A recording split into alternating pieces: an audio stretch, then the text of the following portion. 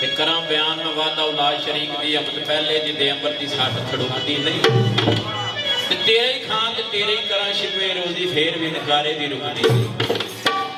ते जिस अख नूं मालका रख तेरी उत्ते लखां खजानियां ते थुकदी नहीं सड़न लगियां ते ते भेत परवानियां नूं शमा नूर विच पर्दियां लुकदी ते क्यों ना शाह सजर तू जाए कट्टी वो जेड़ी नाम है मोहम्मद पे चुकती नहीं ला महदूद ते बेमिसाल मौला बंदा मुक जाना है सिफत मुक्ति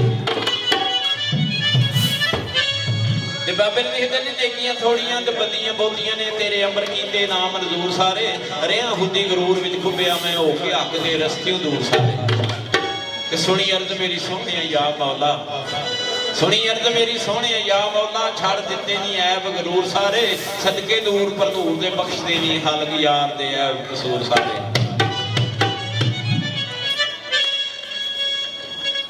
ते तोए ओ तबक